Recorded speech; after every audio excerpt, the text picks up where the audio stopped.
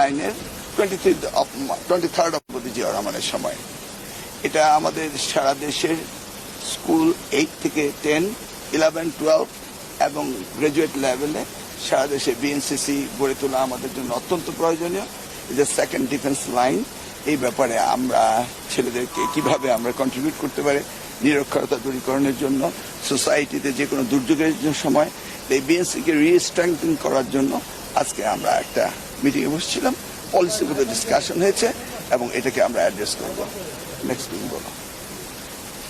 ধন্যবাদ। আসসালামু আলাইকুম প্রিয় সাংবাদিক ভাই বোনেরা, আমরা জানি যে মাননীয় প্রধানমন্ত্রী জনাব তারেক রহমান বলেছেন আমরা এমন একটা শিক্ষা ব্যবস্থা চাই যেখানে লার্নিং উইথ হ্যাপিনেস কালচার গড়ে উঠবে, অর্থাৎ এমন একটা শিক্ষা কার্যক্রম যেখানে আনন্দের সাথে উৎসবমুখর পরিবেশে আমাদের শিক্ষার্থীরা জ্ঞান অর্জন করবে, বাস্তব জীবনের জন্য তারা প্রিপেয়ার হবে।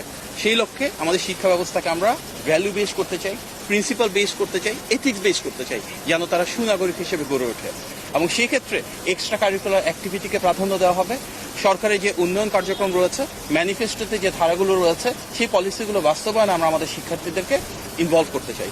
তার জন্য মাননীয় প্রধানমন্ত্রীর নির্দেশনায় আমরা BNCC, girls guide, scout, rover সহ বিভিন্ন কার্যক্রমকে আরও শানিত করতে চাই। আমাদের মূল উদ্দেশ্য বিএনসিসি, গার্লস গাইড কিংবা স্কাউটের মতন এই ধরনের যে প্ল্যাটফর্মগুলো রয়েছে এগুলোকে ন্যাশনাল লেভেলে কিভাবে আরও বিস্তৃত আকারে আমরা কার্যক্রমে সম্পৃক্ত করতে পারি তা নিয়ে কার্যকর উদ্যোগ গ্রহণ করা হবে।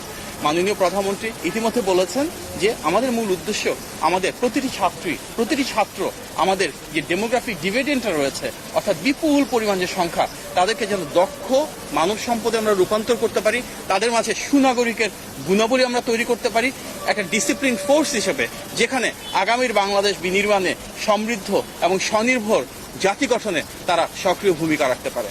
আমাদের সবাই যদি এক হয়ে আমাদের ভবিষ্যৎ প্রজন্মকে সেভাবে সুনাগরিক হিসেবে গড়ে তুলতে পারি, আমাদের শিক্ষা কার্যক্রমকে আনন্দঘন পরিবেশে তাদেরকে মাঝে সেই ভ্যালুজ এবং প্রিন্সিপালস ইন্টিগ্রেট করতে পারি, তাহলে ইনশাআল্লাহ একটি স্বচ্ছ এবং জবাবদিহিমূলক যে রাষ্ট্র ব্যবস্থা আছে সেটা বিনির্মাণ করতে পারবো।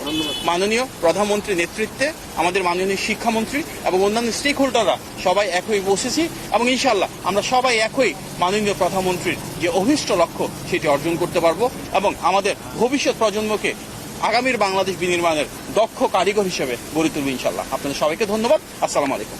আর ওইটা বলে দিই, লাস্ট উনি যেটা বলেছেন সেটা হচ্ছে মাননীয় প্রধানমন্ত্রী যে আমাদের সোসাইটিতে যে ভ্যালুজের যে অবক্ষয় ঘটেছে, এটা ফ্যামিলি ভ্যালুজ হোক, রিলিজিয়াস ভ্যালু হোক, এই ভ্যালুজকে এখন থেকে আপহোল্ড করতে হবে থ্রু দিস অর্গানাইজেশন। মাননীয় মন্ত্রী এই প্রসঙ্গে যেহেতু বলেছেন একটা ইস্যু বা একটা খবর আপনাদের দৃষ্টিতে এসেছে, মাদ্রাসার ছাত্রী 11 বছর বয়সে যে ভ্যালুজের কথা বলেন সেগুলো কথা বলেন, এটা খুব টক অফ দ্য টাউন। মানে এইটা মাদ্রাসায় এই ধরনের ঘটনাগুলো প্রায় ঘটছে। একটা 11 বছরের কিশোরী অন্তঃসত্ত্বা হয়ে পড়ছেন, দৃষ্টিটা যাচ্ছে শিক্ষকের দিকে।